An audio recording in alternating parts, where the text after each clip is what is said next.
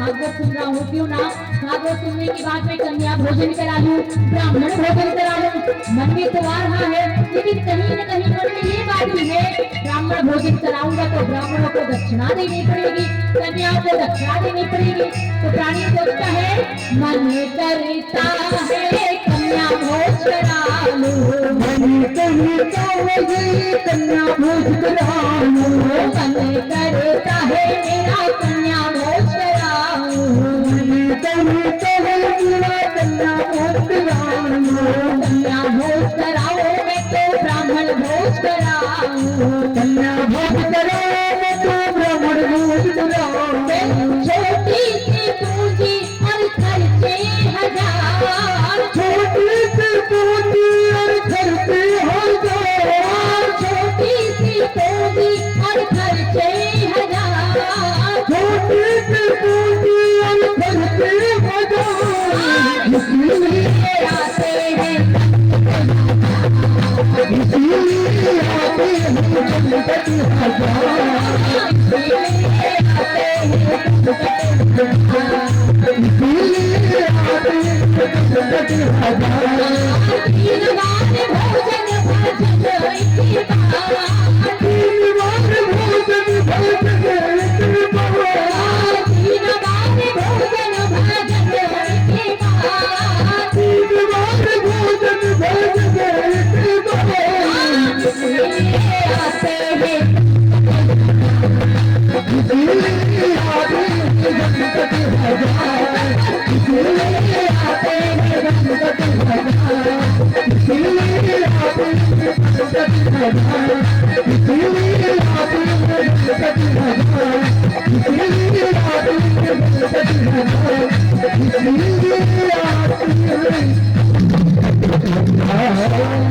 बोलिए वृंदावन बिहारी लाल की जय।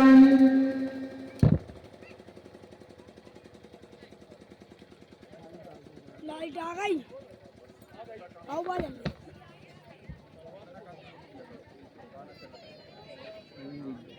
श्री राधे, तो ये बताइए अब कितनी बार भोजन में कितनी बार आप भजन करेंगे? तो इसका उल्टा करना है, 3 बार भजन भोजन 1 बार। कर सकता है कोई? नहीं कर सकता। 3 बार अगर भजन करेगा तो 6 बार भोजन करेगा। कितनी बार? 6 बार। तो एक ऐसे मारवाड़ी पति पत्नी थे, मतलब आप ये लोगों की तरह और मनुष्य मारवाड़ी थे हम लोग राजस्थान में। तो क्या हुआ, एक पति पत्नी थे, उनके घर में ज्यादा लोग रहा नहीं करते थे, गरीब थे बहुत। तो एक बार क्या हुआ, मारवाड़ी पत्नी ने अपने पति से कहा कि प्रभु स्वामी, हमारे यहाँ भोजन के लिए कछु अन्न दाना तक न है, कोई अन्न दाना हमारे यहाँ नहीं है, भला हम क्या भोजन करेंगे? कि एवे पतीला में तो केवल हवा ही समाये, एवे कोई भोजन का अन्न दाना तक ना आए। इन्होंने कहा मैं यहाँ पतीला तो बहुत बड़े बड़े हैं, लेकिन इसमें भोजन नहीं है हमारा, क्योंकि अन्न है ही नहीं, तो हम भोजन कैसे बनाएंगे? कहा देवी तुमने सच तो कहा है, लेकिन करना क्या चाहिए? उसी दिन उन लोग ये बातें कर ही रहे थे कि उसी दिन उनके यहाँ एक मेहमान आ गए। उन मारवाड़ी पत्नी के जो पुरुष था, उनके मित्र आ गए, मेहमान आ गए। पत्नी ने कहा स्वामी हमारे यहाँ तो कुछ है नहीं, हम मेहमान को क्या खिलाएंगे, उन्हें क्या देंगे, क्या खिलाएंगे? क्योंकि ये पतीला में तो हवा ही हवा भरी आए, में अन्न का दाना एक भी ना आए। तो हम इसको क्या खिलाएंगे जो हमारे यहाँ मेहमान आए हैं। पति ने कहा बात तो तुम ठीक कह रही हो, क्या खिलाएंगे हम मेहमान को, हमारे यहाँ मेहमान तो आए, अतिथि तो आए हैं, भोजन तो कराना होगा, क्या खिलाएंगे जो हमारे यहाँ कुछ है ही नहीं। तो पत्नी ने कहा एक तरकीब बताती हूँ, वो तरकीब आप अपनाना तो वो मेहमान जो है अपने आप चला जाएगा और इससे हमारा सम्मान भी बचा रहेगा और हमें भोजन भी नहीं करना पड़ेगा, क्योंकि जो अन्नदाना कुछ रखा हुआ भी है अगर हम उन्हें खिला देंगे तो हम क्या खाएंगे। दूसरे कंजूस भी थे, बोले ठीक है। फिर क्या किया, पत्नी ने कहा कि तुम एक काम करना, मैं बाहर से मतलब कि अंदर से कुंडी लगा लेती हूँ, तुम इस लठ से जोर जोर से गद्दे में मारना और मैं जोर जोर से चिल्लाऊंगी मारियो रे पीटियो रे बचाओ रे बचाओ रे। बोले ठीक है। ऐसा करने से वो मेहमान भाग जाएंगे, भाई लड़ाई दंगा फसाद हो रहा है, यहाँ से हम चलते बने, हमको भी पढ़ने लगे तो क्या मतलब। तो मेहमान ने सोचा, पत्नी ने कहा मेहमान सोचेगा कि हमको बिना पढ़ने लगे तो वो चला जाएगा तो हमें फिर भोजन भी नहीं कराना पड़ेगा। बोले ठीक है। अब पति ने जोर जोर से लट्ठे से गद्दे पर मारा और पत्नी चिल्लाने लगी, अंदर से कुंडी लगाकर अंदर चिल्लाने लगी मारियो रे पीटियो रे बचाओ रे मारियो रे पीटियो रे मारियो रे पीटियो रे। वो जोर जोर से चिल्लाने लगी। थोड़ी देर तक ये घटना घटित हुई, फिर कुंडी खोली। कुंडी खोली तो बाहर निकलकर देखा तो वहां कोई नहीं था। तो पति ने कहा मैंने तुमको इत्तो मारियो कि तन्ने लगो को नहीं।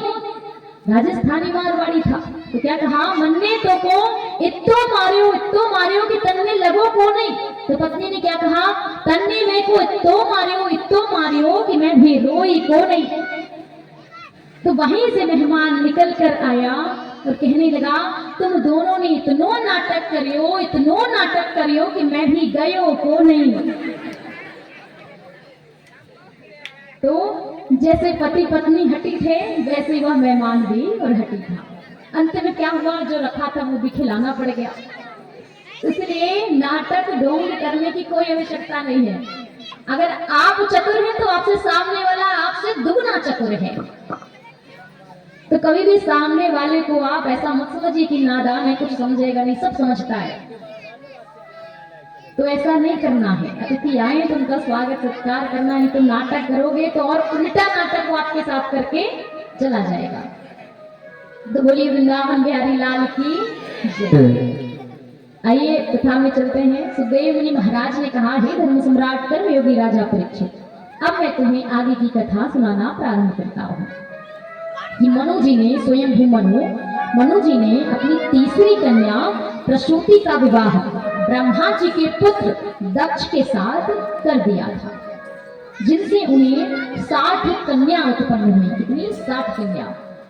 तो देव मुनि महाराज ने कहा हे धर्म सम्राट कर्मयोगी राजा परीक्षित कि दक्षाय ब्रह्मपुत्राय प्रसूति भगवान हो प्रायक्ष धत्कृतः सर्ग स्त्रुलोक्याम वित्तो महान। हे राजन, मनु जी ने अपनी तीसरी कन्या का विवाह ब्रह्मा जी के पुत्र दक्ष के साथ कर दिया था, जिनसे 60 कन्या उत्पन्न हुई। जिनसे 60 कन्याओं का दक्ष प्रजापति ने किसी के साथ विवाह किया तो किसी को दान में दे दिया। कि 10 कन्याओं को दक्ष प्रजापति ने धर्म को दान में दिया, 13 कन्याओं को कश्यप ऋषि के साथ विवाह कर दिया। 27 कन्याओं का विवाह चंद्रमा के साथ कर दिया। 2 कन्याओं का विवाह अंग ऋषि के साथ कर दिया। 2 कन्याओं का विवाह महर्षि कृष्णाक्ष के साथ कर दिया। और 6 कन्याओं का विवाह महर्षि ताक्ष ऋषि के साथ कर दिया। इस प्रकार 60 कन्याओं का विवाह दक्ष प्रजापति ने और कर दिया। तो देव मुनि महाराज ने कहा सबसे छोटी और जो कन्या थी दक्ष प्रजापति की प्रसूति की, वो थी देवी सती, जिनसे दक्ष प्रजापति बहुत प्रेम करते थे। उनका विवाह भोले बाबा के साथ दक्ष प्रजापति ने करा दिया था। परीक्षित ने कहा हे मुनिवर, मैं आपसे ये जानना चाहता हूँ कि जब दक्ष प्रजापति अपने छोटी पुत्री से प्रेम करते थे, अपनी पुत्री देवी सती से अनन्य प्रेम करते थे, अत्यधिक प्रेम करते थे, तो उनके पति भोले बाबा और दक्ष प्रजापति के बीच में बैर कैसा हुआ? वह कथा आप मुझे सुनाई। सुखदेव मुनि महाराज ने कहा, हे धर्म सम्राट कर्मयोगी राजा परीक्षित, प्रजापतियों ने यज्ञ को रचा। प्रजापतियों ने मिलकर एक यज्ञ रचा, विशाल यज्ञ का आयोजन किया।